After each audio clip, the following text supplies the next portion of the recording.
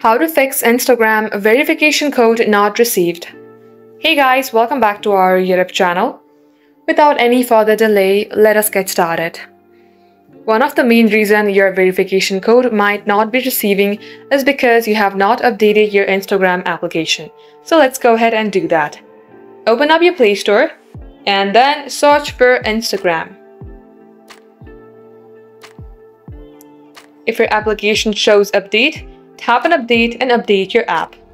Once done, tap open your settings. Here scroll below until you find the option of apps. Again search for Instagram.